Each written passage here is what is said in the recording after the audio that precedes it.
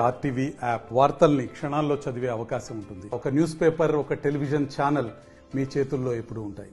దేశవ్యాప్తంగా వినాయక చవితి సంబరాలు అంబరాన్ని అంటేలా చేస్తున్నారు. అయితే ఖచ్చితంగా పలు జాగ్రత్తలు తీసుకోవాలని నిర్వాహకులు సూచిస్తున్నారు. ఇప్పటికే హుజరాబాద్ ప్రాంతంలోని సిర్సపల్లి గ్రామంలో విద్యుత్ బల్బులు అమర్చుతూ యశ్వంత్ అనేటువంటి యువకుడు మృతి చెందినటువంటి ఘటన విషాదాన్ని నింపింది.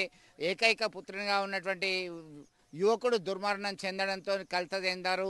అలాగే రాజన్న సిరిసిల్ల జిల్లా వేములవాడ విలీన గ్రామం ఉన్నటువంటి కోనాయిపల్లిలో సైతం విద్యుత్ ప్రమాదం సంభవించింది. ఇవన్నీ కూడా దాదాపు ఇక్కడ తీవ్ర గాయాలయ్యాయి. ఇక్కడేమో మృతి చెందినటువంటి ఘటన కలకలం రేపుతుంది. మొత్తం మీద పలు ప్రాంతాల్లో అనేక విద్యుత్ ప్రమాదాలు చోటు చేసుకుంటున్నాయి. ఖచ్చితంగా తగు జాగ్రత్తలు తీసుకోవాలి. విద్యుత్ బల్బులు సిరీస్ వేసి అందంగా సుందరంగా అలంకరించి అట్రాక్ట్ చేసే ఉద్దేశంతో ముందుకు వస్తున్నారు నిర్వాహకులు. మంటపాలను తీర్చిదిద్దుతున్నారు. అయితే ఖచ్చితంగా ఎలాంటి ప్రమాదం జరగకుండా చూడాల్సినటువంటి బాధ్యత నిర్వాహకులపై ఉంది అని చెప్పి అధికారులు ఆదేశాలు జారీ చేస్తున్నారు.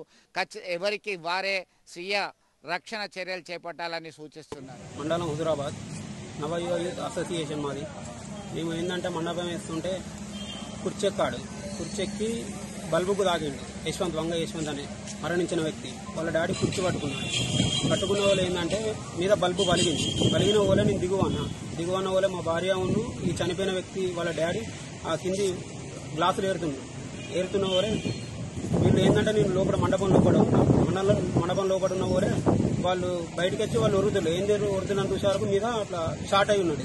ఉన్న వాళ్ళని వచ్చి బోర్డు ఉందన్న వాళ్ళే కింద పడ్డ వాళ్ళు ఆర్ఎంపీ హాస్పిటల్ తీసుకొచ్చారు. ఆర్ఎంపీ లేదు, సివిల్ హాస్పిటల్ తీసుకొచ్చే వరకు మరణించాను, ఈసీ తీసి మరణించానని చెప్పి.